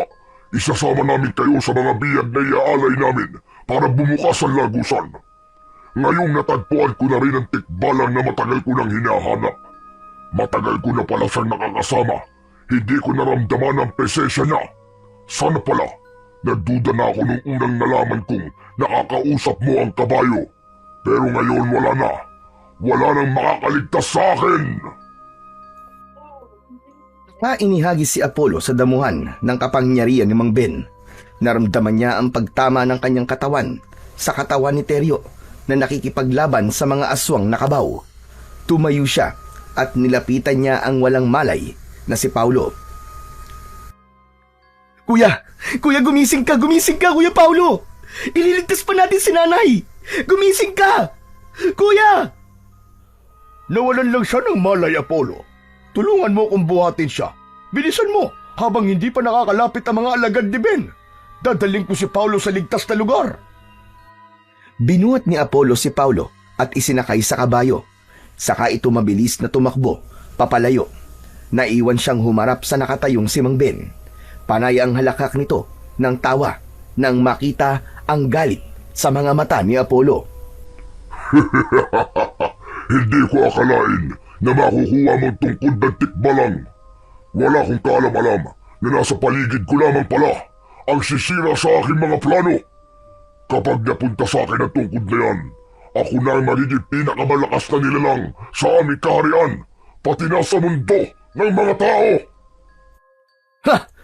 Bumalik ka na sa tunay mong mundo, sa lupang pinaggalingan mo, at manatili ka na sa impyerno kasama ng mga halimaw mong alagad. Ilabas mo si nanay. Kapag may nangyaring masama sa kanya, pagpipira-pirasuin ko laman mong hayop ka. Yun ay kung mababawi niyo pa sa akin ang nanay niyo. Dahil dito pa lang, sisiguraduhin ko mapapatay ko muna kayo bago niyo makuha si Isabel. Kung mismo ang dudurog sa katawan mo, wala ka na magagawa kundi panoorin kung paano kung unti-unting ginugunaw ang mundo niyong mga tao. Hindi! Diyos lamang ang may karapatang gumunaw sa mundo. Pero ang kampo ng kadilimang kagaya mo, wala kang karapatang manggulo sa mundo namin mga tao. Mababawi ko si nanay at ibabalik kita sa kulungan na nararapat para sa'yo. Sa mundo ng mga kauri mong demonyo. Ito na ang katapusan mo! Ah! Itinutok ni Apollo ang kanyang tungkod sa nakatayong si Mang Ben. Lumabas ang malabuhawing hangin at tinumbok nito ang kalaban. Pero nakontra yun ng tungkod na apoy ni Mang Ben. Nagpang-abot yun sa gitna nilang dalawa habang ang mga alagad nito ay dahan-dahang lumalapit sa kanya ayon sa utos ng hari ng mga aswang. Sa malakas na liwanag na nagmumula sa kanilang mga kapangyarihan, Nagmistulang dala nila ang kidlat dahil sa pagkalat ng liwanag sa paligid. Kahit ang naglalaban lang ay ang kanilang mga kapangyarihan, ay nararamdaman pa rin ni Apollo ang mainit na epekto ng kapangyarihan ni Mang Ben. Unti-unti na siyang nangihina at napapaluhod sa lupa. Hindi ako magpapatalo sa iyong demonyo ka! Pinatay mo ang tatay ko! Ngayon naman, ang nanay ko! Pilit na tumayo si Apollo habang naluluwa sa sakit. Hindi niya inaalis ang paningin sa halimaw na nakikipaglaban sa kanyang kapangyarihan. Hindi niya alam kung bakit parang mas malakas ang kapangyarihan ng hari ng kadiliman kesa sa iniingatang tungkod ng tikbalang. Nararamdaman niyang matatalo na siya sa laban habang nakikita niyang umaapoy at nagliliyab na rin ang mga mata ni Mang Ben. Nakangisi itong hindi man lang naaapektuhan sa kanyang kapangyarihan. Sinasabi ko naman sa'yo na hindi mo ko kaya. Sa dami ng mga batang napatay ko at mga babaeng birhen na hinigop ng tungkod ko, habang nananatili ako sa mundo nyo, lumalakas ang kapangyarihan ko. Kaya sumuko ka na. Ibigay mo na sa akin ang tungkod at ibabalik ko sa'yo ang nanay mo. Hindi! Hindi ka magtatagumpay! Kahit pilitang labanan ni Apollo ang kapangyarihan ni Mang Ben, ay ang katawan na niya ang sumuko. Naramdaman niya ang pagtama ng apoy sa kanyang tiyan at lumipad siya pasadsad at bumagsak sa lupa habang umuusok ang kanyang damit dahil sa tama ng apoy sa kanyang katawan. Nasunog ang kanyang balat at masakit na masakit ang kanyang mga kamay. Pero hindi niya nabitiwan ang tungkod. Nanginginig ang kanyang kamay na itinukod ang tungkod sa lupa. Naluluwa siya sa galit dahil natalo siya sa una nilang pagharap. Saktong pagdating ng kabayong si Terio, kasama si Paulo na agad na lumapit sa kanya. Apollo, ano nangyari sa'yo? Diyos ko, may tama ka sa tiyan! Terio, tulungan natin si Apollo! Hindi na kayo makakaalis. Sige mga alagad ko, atakihin sila at wala kayong ititirang buhay. Patayin silang lahat! Sabay-sabay na umatake sa kanila ang 5 mga aswang na kabaw, habang ang 5 pang aswang kabaw ay sumama sa umalis na si Mang Ben. Nagulat si Apollo nang sumugod si Paulo sa mga kalaban. Kahit wala itong armas, nanlalaki ang kanyang mga mata na tila lumulutang ito sa hangin habang nakikipaglaban. Ganon din si Terio na abala sa pakikipagpambuno sa mga taong kalabaw. Nakita niyang isa-isang bumagsak sa lupa ang mga kalaban. Nilapitan niya ang mga ito at itinarak sa tiyan ng kalaban ang kanyang tungkod. Natunaw ang mga ito sa kanyang kapangyarihan hanggang sa natira na lamang ay ang mga kalansay nitong mga katawan. Sundan natin si Ben. Natitiyak kung pupuntahan niya ang iyong ina. Masyado malakas ang kapangyarihan niya, Terio. Natalo ako. Hindi pa lubos na lumalabas ang kapangyarihan ng tungkod. Kapag kinilala ka ng iyong kapangyarihan, matatanggal mo sa kanila ang kanilang mga lakas at ibabalik sa dati nilang anyo hanggang sa maikulong silang pabalik sa aming kaharian. Pero ang kailangan natin ay mahanap kung saan nila itinago ang iyong ina. Sumakay na kayo sa likod ko. Bilisan niyo! Wala nang ang inaksayang oras ang magkapatid. Mabilis silang sumampa sa likod ng kabayo. Mabilis din ang takbo nito na parang hindi na lumalapat sa lupa ang mga paa nito. Hanggang sa tumigil sila sa lugar kung saan siya unang dinala ni Terio. Bumaba siya sa lupa at inilinga ang kanilang paningin sa paligid. Nakita nilang nakatayo sa unahang daan si Mang Ben na para bang hinihintay talaga silang dumating. Mula sa taas nito ay kitang-kita nila ang kanilang ina na nakalutang dahil sa pagkakagapos ng 2 nitong kamay sa tigkabila ang mga puno. Pinahirapan ang kanilang ina habang wala itong malay. Anong ginawa mo sa nanay namin, hayop ka? Mapapatay kita! Nay! Itinaas ni Mang Ben ang kamay nito at sumenya sa mga alagad nito para sugurin sila, at dahil sa galit ni Apollo, hinarap niya ang mga kalaban. Bawat bitaw niya ng tungkod ay tumatama yon sa katawan ng mga aswang na kabaw. Kasunod ang paghampas niya sa ulo ng mga ito. Natunaw ang katawan ng mga kalaban hanggang sa mawala ang mga ito sa kanilang paningin. Hindi pa man nakakabawi ng lakas si Apollo, ay inatake na siya ng tungkod ni Mang Ben. Kinontra niya yon ng kanyang kapangyarihan, habang sina Teryo at Paulo ay abalang nakikipaglaban sa ibang mga aswang na kabaw. Unti-unti siyang napapaluhod sa lupa. Ipinikit niya ang kanyang mga mata at malakas na nilabanan ang kapangyarihan ng hari ng mga aswang. Isang hagupit ang ginawa niya at tinamaan niya ito sa katawan. Humampas sa tiyan nito ang liwanag na nagmumula sa kanyang tungkod. Iminulat niya ang kanyang mga mata at nakita niyang nakahiga si Mang Ben sa lupa habang hindi makagalaw. Mabilis niya itong nilapitan. Isang malakas na paghampas ang ginawa sa katawan ni Mang Ben. Gumanti ito ng pag-atake sa kanya at mabilis na nakatayo, pero isang malakas na pagtama ng liwanag na may kasamang tubig ang tumama sa apoy na kapangyarihan nito. Sinundan niya ng tingin ang pinagmumulan ng kapangyarihang tubig. Tumigil ang lahat habang ang mga mata ay nakatingin sa nakalutang na babaeng nagliliwanag ang katawan. Natanggal ang gapos nito sa mga kamay. Napaluwa si Apollo, maging si Paulo ay hindi makapagsalita sa nilalang na nasa kanilang harapan. Diyos ko! Mahal naming diwatang si Aguada! Natagpuan na natin siya, Apollo!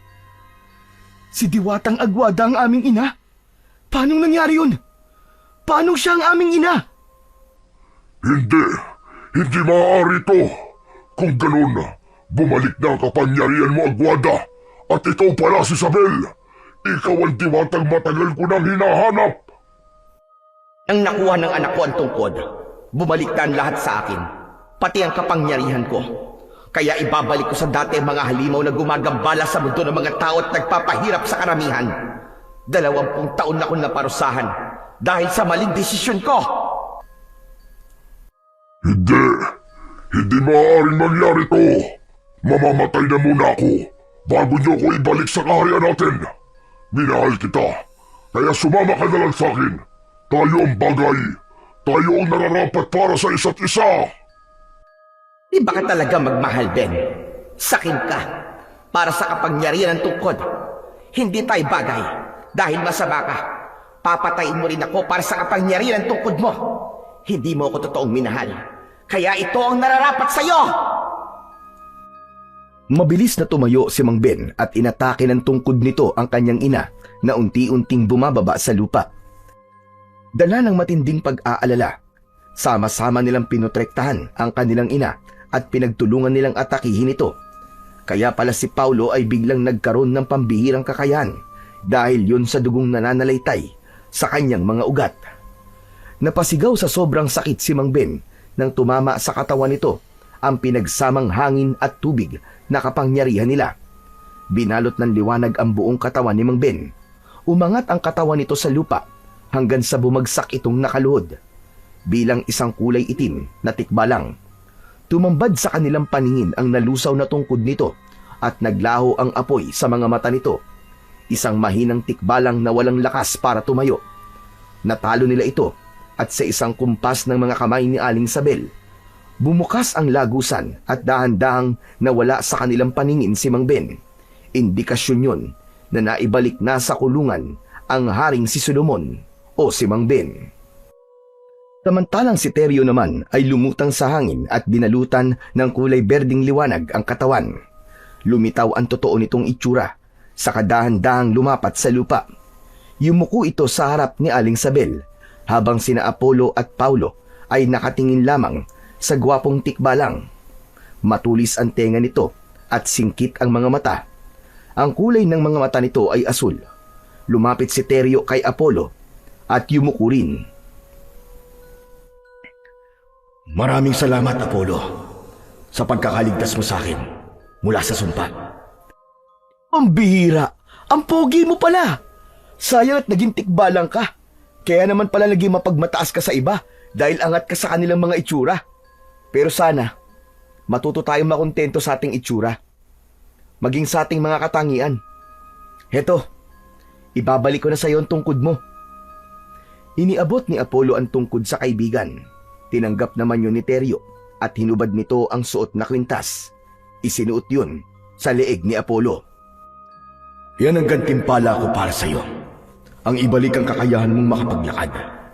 Dati ka nang may sapat na kapangyarihan, kayong dalawa ng Kuya Paulo mo. Dahil may dugo kayong diwata. Kaya siguro pinagtagpo tayo ng tadhana upang makilala natin ang isa't isa.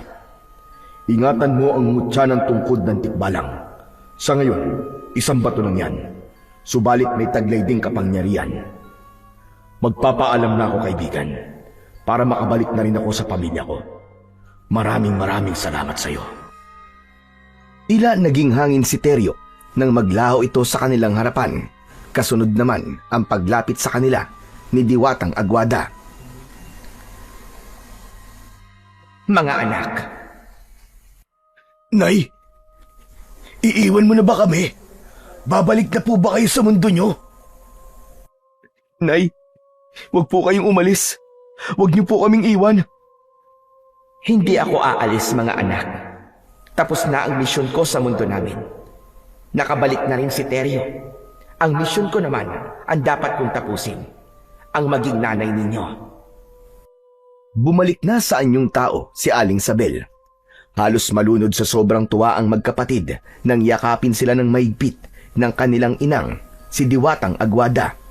Hindi sila makapaniwalang pwede palang mabuhay ang mga diwata sa mundo ng mga tao at magkaroon ng buhay na katulad sa normal na pamilya.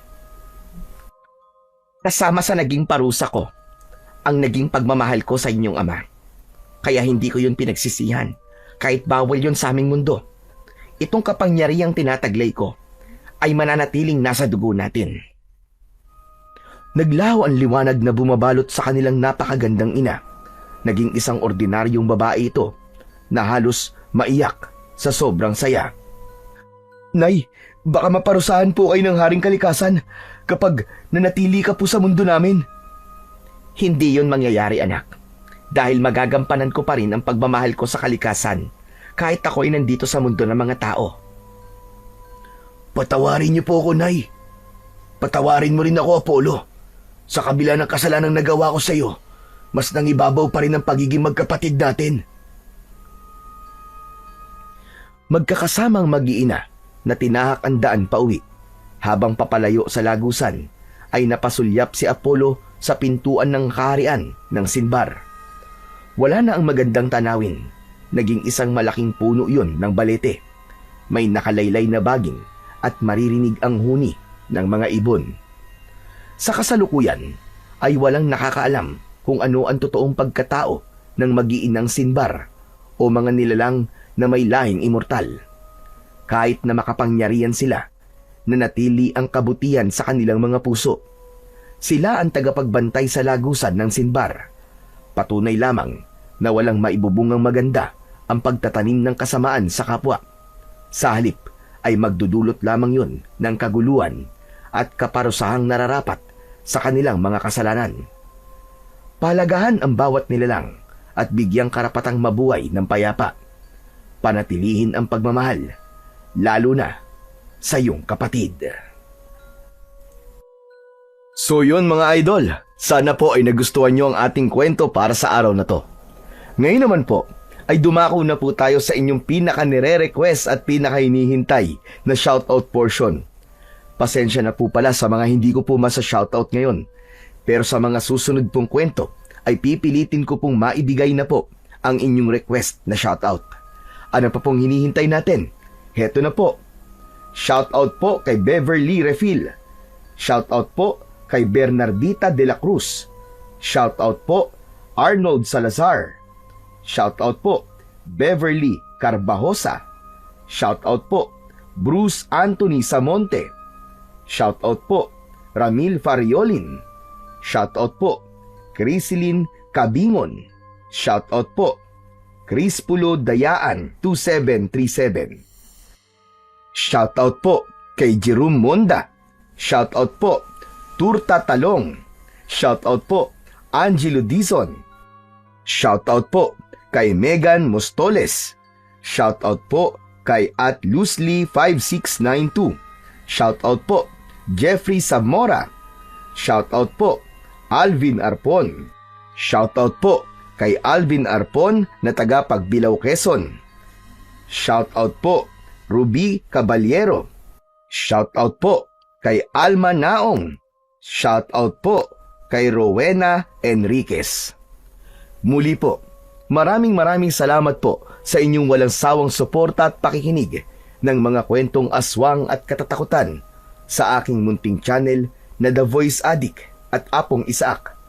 Hanggang sa susunod pa pong kwento na magpapatindig ng inyong mga balahibo mula sa mundo ng kababalaghan.